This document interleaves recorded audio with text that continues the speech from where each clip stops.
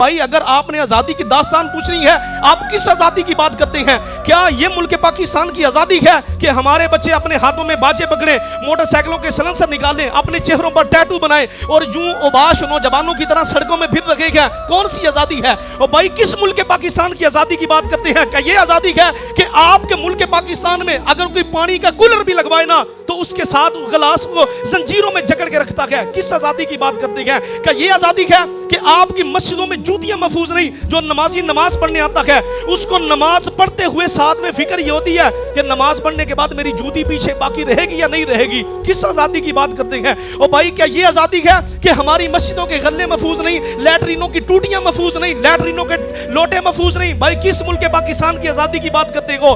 اگر تم نے ملک پاکستان کی آزادی کی داستان پوچھنی ہے تو خدا کی قسم کبھی اس بھائی سے پوچھنا ملک پاکستان کی آزادی کہ جو بھائی ہندوستان سے ہجرت کر کے ملک پاکستان کی طرف آ رہا تھا، بھائی کے سامنے اس کی بہن کے کپڑے اتارے گئے، کپڑے اتار کر کے اس کی بہن کے ساتھ زنا کیا گیا اور زنا کر کے اس کی بہن کو پھانسی کے گھاٹ اتار دیا گیا۔ اور بھائی اگر ملک پاکستان کی داستان پوچھنی ہے تو کبھی اس وڈیری ماں سے پوچھنا جو وڈیری ماں اپنے 7 بیٹوں کو ساتھ لے کر ہندوستان سے چلی تھی، جب ملک پاکستان کا پرچم نظر آیا تھا اس کا ایک بیٹا بھی اس کے ساتھ نہیں تھا۔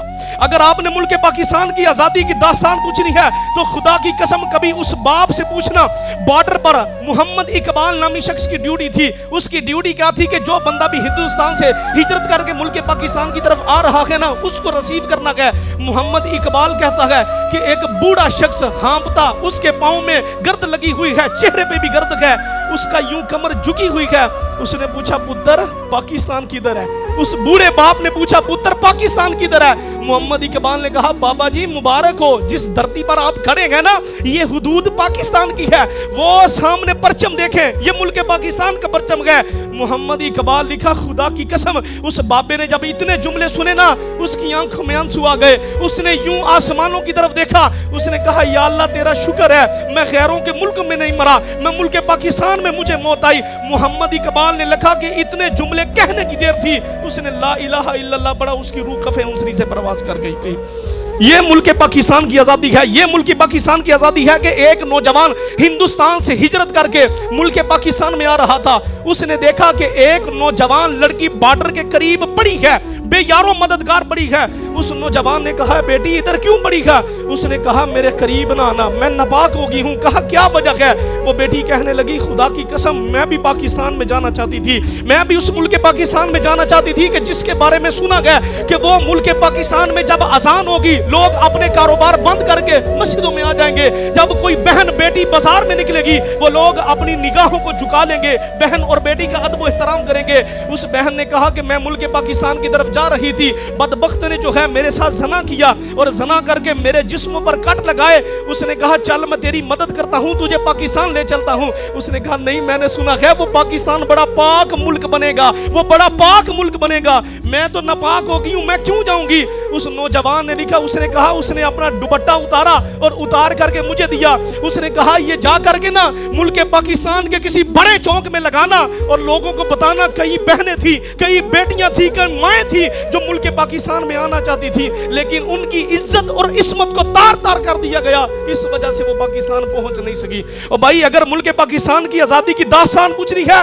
تو کبھی جا کر ان علماء سے پوچھنا جن علماء کو توپوں کے سامنے باندھ کر کے علماء کو اڑا دیا گیا۔ اگر آپ نے ملک پاکستان کی آزادی کی داستان پوچھنی ہے تو خدا کی قسم کبھی ان بیٹیوں سے پوچھنا جن بیٹیوں نے اپنی عزتیں بچانے کے لیے کنووں میں چھلانگیں لگا دی۔ آپ ذرا اپنے ذہن میں سوچیں کیا یہ ملک پاکستان ہے جس میں ہم رہ رہے ہیں؟ اور بھائی یہ ملک پاکستان ہے جس میں سارے قانون غریب کے لیے ہیں، سارے قانون ریڑھی لگانے والے کے لیے ہیں۔ ملک پاکستان میں ہم کیسی زندگی بسر کر رہے ہیں؟ ہر بندہ پریشان نہیں، آپ کے جتنے وزیر مشیر ہیں اور بھائی ان کے یونٹ فری ہیں، ان کی بجلی فری ہے، ان کا پیٹرول فری ہے۔